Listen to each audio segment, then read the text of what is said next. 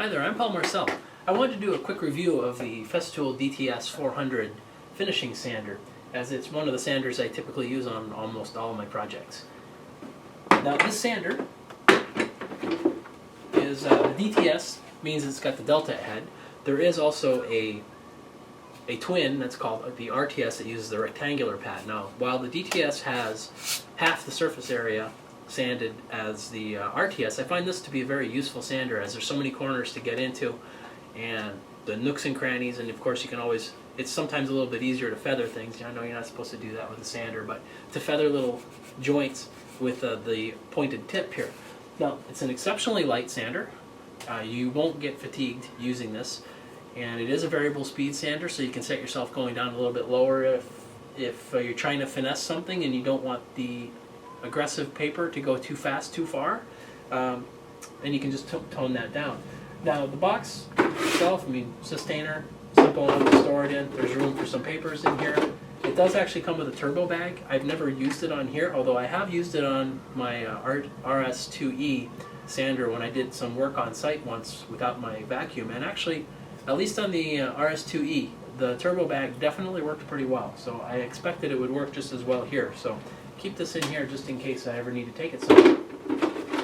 Now, the sander, one thing that you might notice is if you were to use the sander, I mean, there's not a lot to it, right? And you put the paper on, it's got the stick fix papers, so you just pop that on there, line up the holes, and away you go. Now, there is something that you could notice here on the pad, the well-used pad, is that there are some holes here that let some air sneak in from the sides. You'll notice this especially if you're sanding some wood that tends to produce some fine dust pretty easily, that you are actually from the motion going to produce dust on the outside edge of these pads. And if you watch these holes, you'll see that it wicks right in. So those aren't to allow for, say, additional air to come in to suck away the dust from here. It's actually to take care of the dust that's on the outside edges. Now these pads are replaceable. You can easily take the 4 screws and you can replace it. It's considered a consumable if you've banged it into a few too many corners, as apparently I have. The one thing that's interesting to note is that on a small sander like this, if you go to use it, you might find that it's going to be dancing around a little bit. It's going to produce a bad finish, and then you'll wonder what's wrong with the sander. Now this one here connects to a D27 hose, the regular tool hose that you're used to, but one of the things you have to do with this sander is you have to turn down the volume of air from your CT dust extractor. If you have it on too high, you're going to find that it's going to want to dance because you're generating a vacuum and losing the vacuum really fast as it moves around.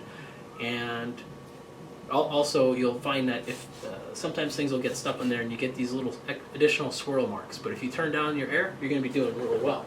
Now just to give you an idea, let me get, I knew I had my board here somewhere. I'll just give you an idea of how much suction you can get if you have your dust extractor on full.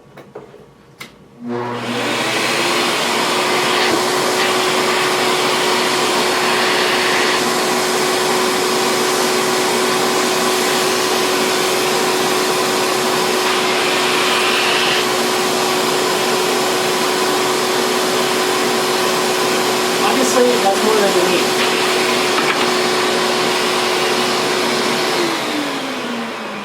In my case, I tend to run this, I turn the volume of the dust extractor down all the way, and then I start my sanding, and if I start to see a little bit of dust built up, I turn it up just a little bit.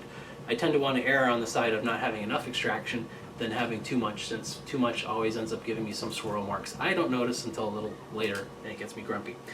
So there it is. Not much to it, but it's a great little sander. I have to say that when I got this, I thought I was only going to be using it for corners because that's predominantly what it's going to excel at.